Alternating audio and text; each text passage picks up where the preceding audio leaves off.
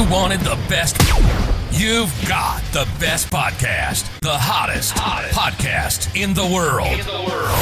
The Chris Voss Show, the preeminent podcast with guests so smart you may experience serious brain bleed. The CEOs, authors, thought leaders, visionaries, and motivators. Get ready. Strap yourself in. Keep your hands, arms, and legs inside the vehicle at all times, because you're about to go on a monster education roller coaster with your brain. Now, here's your host, Chris Voss. Hi, folks. This is Voss here from thechrisvossshow.com. There you go, ladies and gentlemen. Welcome to the big show. We certainly appreciate you guys coming by. As always, the Chris Voss Show is the family that loves you but doesn't judge you, at least not as harshly as your mother-in-law. And get on our good site. Refer to the Chris Voss Show. Go to goodreads.com/Chris Voss, linkedin.com/Chris Voss. Chris Voss, one of the TikTokity and all those crazy places on the internet. We have another amazing gentleman telling us his stories of life, his journeys, some of the things he's doing, and some of the cool products he's working on and coaching that he does. We have Richard Lovatt on the show with us today. He is a British-born actor who defied the odds and took Bollywood by storm. He's armed with a background in acting and now applies his expertise to the top 1% of entrepreneurs and businesses as a sales director for multiple 7 to 8-figure agencies. He is a keen grappler and is bringing out a product called Grappler's Guard, a soap that has been made specifically for fighters and grapplers that kills bacteria in its tract. Welcome to the show, Richard. How are you? I'm amazing. Appreciate you having me on, and that was an amazing intro. There you go. A lot of words, but you got it. There you go. Give us your .coms. Where can people find you on the interwebs? Yeah, so my handle on every single social site out there is closedandpaid.com, because the majority of what I do is in sales, B2B businesses. Mm-hmm. There you go. Twitter, YouTube, Facebook, everything. Okay. And give us a 30,000 overview of what you do and how you do it there. Okay, so my bread and butter is I'm a sales director for 7, 8, even 9-figure businesses, usually B2B. Mm-hmm. And so what I do is I come into their business and I assess their sales process. This is kind of, I don't want to be boring about it, but I assess the sales process from A to Z, from when someone sees an ad all the way through to them closing and going on to the offer. Right, so I'm working on VSLs, I'm working on ads, the copy, the sales reps, the scripts, everything A to Z. There you go. And so you help them reach the next level. Does a company need to have a certain amount of money to work with you, or a certain amount of clout in some way, Fortune 500, et cetera, et cetera? No, not at all. But I mean, the majority of companies I work with are very wealthy, but I have worked with from the ground up companies, just because quite a lot of them have funding as well, VC capital, angel investors, etc. Mm-hmm. But no, I mean, if you have my consulting fees, then I'm happy to work with anyone, really. There you go. If you can afford them, you're good to go. That's how the world works. There you go. What are some of the experiences you've had in helping clients? Do you have any success stories maybe you can tease out that are short? Yeah. Do you know what? To try and relate this to a lot of the audience, I'm a big fan of helping. I also help sales reps individually, right? So it's not just businesses, that's just the bread and butter, but coaching sales reps. Because one thing I believe people don't maybe know this game, or they've heard about it. Online sales to most people is this scammy world where you just don't want to be involved, and someone's been scammed in their life, right? $10,000 here, it's gone. Now, I'm in online sales, and when I first started, I made $17,000 in my second month. I made $25,000 in my third, 33 in my fourth, and continually going up since then. And so I was amazed. I was like, I can't believe I found this so late. Being an actor, and I heard the fact you can go on a call, you don't get employed by a company, you just close the deals, they put it on your calendar. I was like, what? This can't be true. And then it was true. So I was like, just someone give me a job, and I know I will, this is my thing. And then it worked. And but now majority of my work is now helping people do the same. And so you're asking for a success story. I have a student in Nigeria, right? This is like one of the worst places just in terms of stereotypical thoughts of Nigerian princes taking millions, You've heard stories. Oh yeah, I've got them all in my email. Yeah, exactly. And he's defied the odds following my methods. He made $48,000 in 3 months from Nigeria. And that for me shows the power of online sales and the opportunity there. Most definitely. I mean, that's pretty freaking amazing. So tell us about you. You have an interesting story worming through Bollywood and different things. Tell us about where you're born, how you grew up, and kind of some of the influences you got down this road. Yeah, I appreciate you asking. Because like I started I'm from the UK, British, very northern. So around, people will know Manchester, Leeds in the UK. So grew up there into football, Manchester United, lots of sports. Never really got to, because it was very much like a hard place to live, never got to do and experience the whole like drama, acting type thing. But all my family did. You know, if you did it in my school or you tried to, you would be bullied. So I never did. I never got that chance. And then, you know, as I got to that chance, you go to uni and kind of explore and do what you want. And that's where I started to explore film and TV. You know, I just felt that's what I wanted to do, be on TV and do something in that sense. And so that's what I did at university. I know I'm kind of skipping ahead from my childhood here, but I really enjoyed it. But the one thing is I also loved personal training at that point. I loved athletics, training in the gym. And so I became a personal trainer. Okay. I got fairly known in the UK for, you could say, being a bit of a loudmouth towards a lot of the advice, at least just calling it out and saying, you know, this is very terrible. Let's fast forward crazily, Chris. You wouldn't believe I ended up in Mumbai, India, training Bollywood actors for the movies. Yeah, it's been explosive. It's been an explosive thing there, Bollywood. Yeah, it's crazy. And I was just landed in this place and I was training actors. I was like, this is kind of crazy, but I was also in the film industry, right? So it was kind of just, I've just been doing film and TV, and now I'm in the film industry, but it's in Mumbai. So do you know what? I'm just going to do my auditioning, which I was wanting to do anyway, but I'll do it in India. You know, and so I was just auditioning and got loads of roles.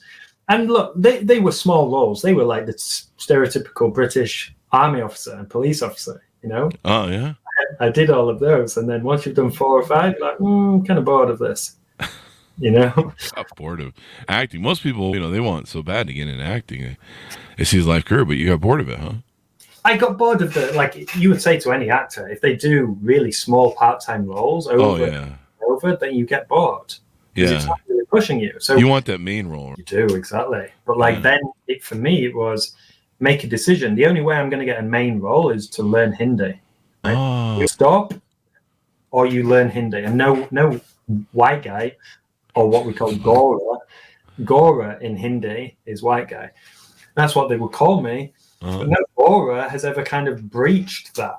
And I was like, I'm going to do it then. So I learned Hindi, and then, you know, mujhe sab samajh aata hai, I can speak Hindi, and started auditioning in Hindi, which was a tough one. How hard is it to learn that? I don't know. I think we English people are kind of ignorant with languages. Like, I just found it extremely difficult. I can imagine. Isn't there? It doesn't. I've heard that India has like about 1,000 different variations of dialects or something. Or I don't think it's that high, but it's very high. Yeah. You know? There's a lot of languages. Yeah. Here in America, we just stick to American and redneck, and that's pretty much it. America. Deliverance. You know, I mean, other countries, they have their things. Yeah, that sounds like, I think that's like challenging from what I've heard to learn. It's almost like trying to learn Russian. Yeah, well, it felt that way. I mean, I don't know Russian, so I was like, I don't know if this is hard or not, but it was a foreign language, and the sentences and the structure was like backwards. So did that help with your success in Bollywood? It helped in a sense. I could go and audition now for Hindi roles because there's no main roles in English, if you know what I mean. Yeah. None for white guys. They don't really write that type of character because it's just like, there's no one out there, so like, why would we write the character? And one day, and this was like in 2019, like this was just before COVID, right? I got called because by an agency, and they were like, they'd see my YouTube videos, and I put these specifically out because I was like, I know one day a director will see some of these clips of a white guy speaking Hindi. That's why I did it. I got called from an agency, and they said, "Hey, are you Rich Lovatt?" I was like, "Yeah," and they were like, "My director's seen your clips, and he wants to speak with you." I'm like, "Oh, wow!" I'm like, "Yeah." That's what I was doing. Yeah. I meant to be. And then he flew me to Mumbai. I was in Bangalore at the time. And I auditioned for this role, by the way. And I took 2 weeks of training for this part. Oh, wow. They sent me the script and I was like, I've got to nail this. So it's 2 weeks of just constantly training. Mm-hmm. I just nailed. I was singing and dancing in the audition. Oh, really? Yeah, I just went for it, and I nailed it. I've watched it recently because he sent it me, and I was like, "Hey, I did a good job there." But I got the role that day. Mm-hmm. So this was going to be a film in 2020, believe it or not. So I went home for Christmas, and then we came back. We all know what happened. I was stuck in India for 3 years. Oh man! Wow. That's crazy. That's a book right there. We had a guy on recently who wrote a book from his experience of he went to Greece to vacation and he lived in Iraq, and I guess he was a international flight attendant. He lived in Iraq and he went to Greece for a week and got stuck there for 3 years with COVID. At the same time, like in COVID? Yeah, at the same time. And so he basically wrote a book about his experience in living in Greece and, dealing with this thing. Hey, I was in India. It was an experience. I'll tell you that. I'll bet. And India's got so many people. It probably ravaged through the population there with the numbers of people they have. At one point, yeah. Yeah, there you go. So where did you go from there? Don't mind me drinking organic milk. Oh, there you go. Where I went from there is the film was on and off. I came back in 2021 after many years there. I thought that was the end of it. And then in 2022, they called me up again and said, the film's going on. And at this point, I looked much older and I had long hair. And they said, no, you're not doing it. Oh, wow. You don't look like a character. And I was like, oh, damn, like all that time, I put so much effort into it, money and training. And then basically, my girlfriend said, cut your hair, go to clean yourself up. And I did. And then I sent a picture back and they were like, perfect. Mm-hmm. So I got the role. And like this time last year, I was in India filming for 3 months. Mm-hmm. And in 6 days, it releases in cinemas worldwide. In 6 days right now? Yeah, on the 7th of June. So there you go. What's the title of it? Munja. Munjya. Munjya. There you go. So you might end up being a big star here next week. No doubt. I don't think it's been a long time since Agora has been on the silver screen speaking Hindi. There you go. This looks pretty scary too. This creature character is on the covers. Looks like a couple of my ex-mother-in-laws. No, I'm just kidding. That's not right. Don't do that.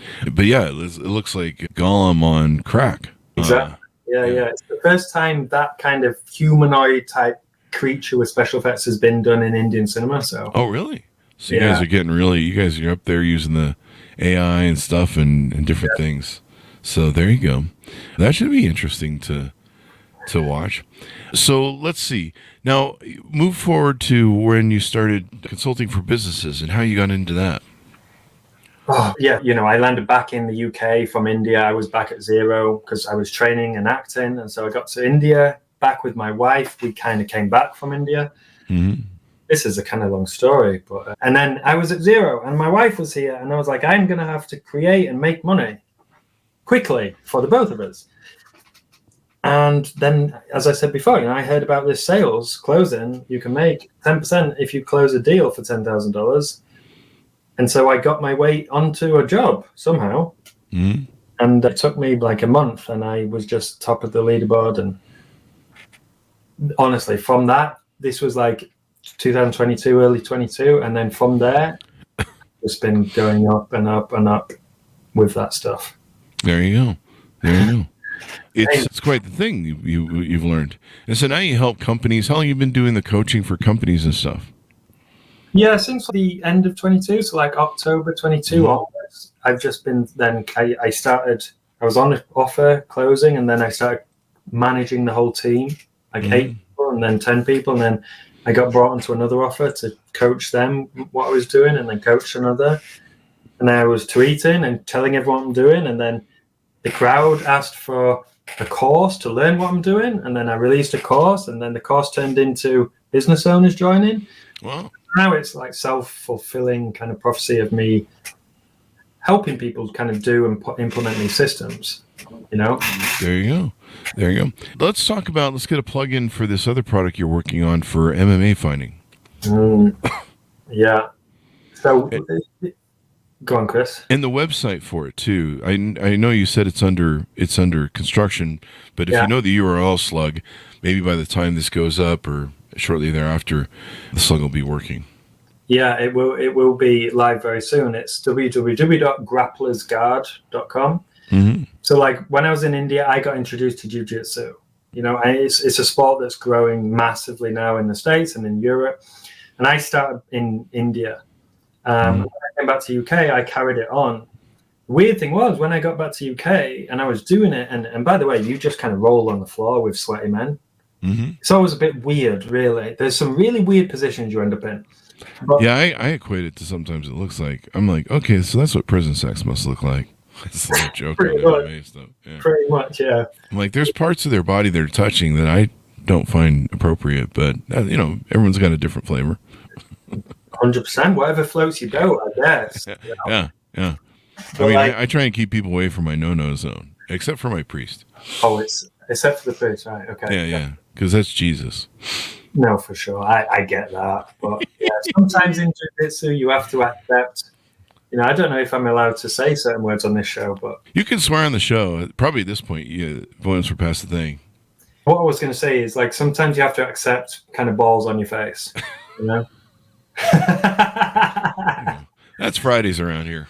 Yeah, exactly. So and 6 p.m. here. So you've created something that can help wash those balls on the face and whatever might come with it. Wash your face. Tell us about that.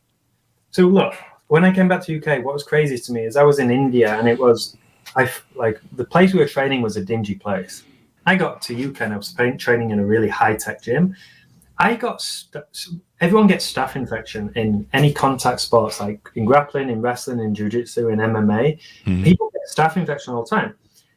I don't know if you've heard about it, but it's so serious. People don't realize how serious it is. It looks small to start with, and if you leave it, so many people get sepsis and die. Wow. And I got it, and then my mum's in the NHS, the National Health Service. I showed her after a few weeks, and she was like, Rich, get yourself to the emergency room. Mm. Like, this is very serious. Yeah. And so I went, and then I had staph infection, and it was really bad. Wow. And they put me on antibiotics, and I was on this for 2 months, and it was hard, like just not working. I'd finish a round and then still really bad. And I was scared, and mum was scared. And, you know, I was just like, do you know when you get something really bad? I think everyone's been through this kind of journey where you get something bad and then you go on Google and you just don't stop until you feel like there's someone else on the internet in the same position and you work out what people are doing, you know? Mm-hmm. And so I stumbled across someone telling me about this thing called colloidal silver. Have you ever heard of it? Yeah. And I was like, that sounds weird. Mm-hmm. And then I researched it, and it's so conflicting because you've got lots of Google sources saying, no, don't do it. And there's this guy who drank loads of it. He generated it himself and turned blue. So I was like, okay, got to be careful here. But then there's a lot of research from a long time back on colloidal silver, certain nanoparticles, and it being very healthy. Bearing in mind, they used to use silver 2,000 years ago when our Lord and Savior Jesus Christ was around. They used to use it to like clean water and stuff like that. And it killed silver. Actual silver kills bacteria, infection, and virals. Like there's actually good research on silver and HIV. Oh, right? Really? And throat infections, virals and stuff. And so I was like, do you know what? I'll just try some. And I am not lying here. Within a week of having colloidal silver, and you take a 15 ml every morning, that's it. Mm-hmm. I was a different person. All my stuff was gone. It cleared up insanely quick. I felt like way better than before. And who knows, placebo or not. But I was like, there's something about silver here that I need to look at more. Mm-hmm. I got it from my friend who had staph. And I was like, take this, you'll be fine. And then in 3 days, it cleared up. Oh, really? I couldn't believe it. So Then I was like, okay, so jiu-jitsu wrestlers, all these guys, they need this somehow, but I don't want to be going around recommending people to drink liquid silver. I don't want to be in that boat. Yeah. I tell you what, putting it in a soap for grapplers on your skin, killing the bacteria there, that sounds like something I should do. And so that's what I've created, and I've been using it for a few months now. I'm like, godsend. There you go. I'm so excited to release it to the public. There you go. You should always wash your hands, people. Darn it. There you go. They wash their hands, but they forget something else, Chris. Yeah, after you've had balls to your face. That's my policy on Fridays for the Chris Voss Show. But no, you should always wash your hands. So it has some healing properties in there. You think to help kill antibiotics? It looks like it was used as kind of an antibiotic for a lot of years. Oh, it was, penicillin. The cool thing about it as well is it doesn't. When you use antibiotics, the bacteria get accustomed to it and become stronger. They don't in the presence of silver. They cannot. It works on parasites. Loads of people got parasites now. And if you look at all these parasite cleansers and stuff, you'll notice silver is used a lot because parasites cannot live in the presence of silver. I love parasites. We have that on Saturdays for dinner, parasites. Just a whole plate of them. You wash it down with silver? I do, yes. Because, you have to cancel both sides or whatever. Yeah, that's it. Your balls in the face. Yeah. Anyway, throw back a vodka on top of that. Doesn't an extra antiseptic. Vodka will eat anything, I suppose, or whiskey. How hard was it to develop your own soap? I mean, that sounds like kind of an interesting business model to go down. I mean, is it hard to launch something like that? I know there's a lot of different kind of independent soaps on the market nowadays. Yeah, I mean, nowadays it's actually so easy to launch any product yourself, and there's so many manufacturers now offering the ability to they'll help you customize the formula. You can even just buy formulas that are pre-made and they have it ready done. Really? You just whack a label on it if you want. But obviously for me, there's nothing out there with silver in it.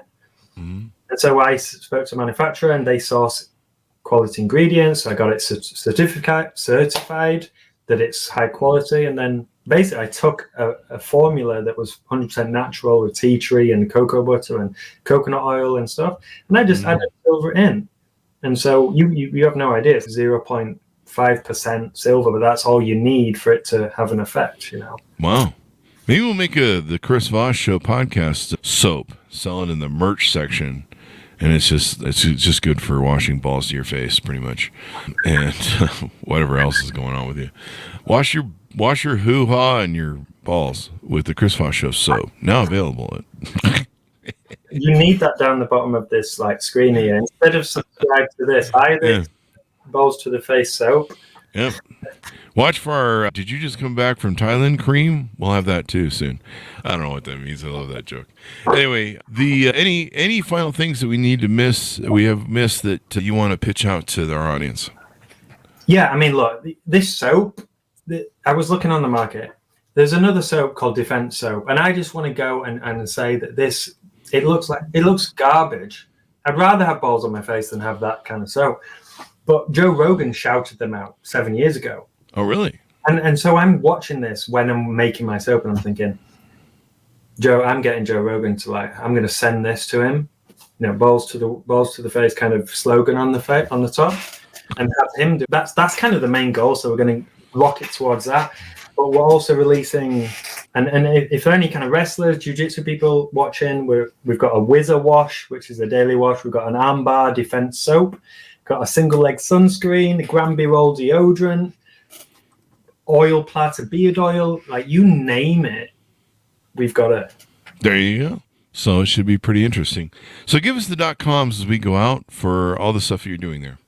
Absolutely. So in sales, if you want to get into sales, I post jobs every day on there. So that's www.closedandpaid.com. There you go. Okay. So thank you very much for coming to the show. We really appreciate it. Appreciate you, Chris. Absolutely, my friend. Thank you. And thanks, audience, for tuning in. Go to goodreads.com/Chris Voss, LinkedIn.com/Chris Voss, Chris Voss on the TikTok, and all those crazy places on the internet. Thanks for tuning in. Be good to each other. Stay safe. We'll see you next time.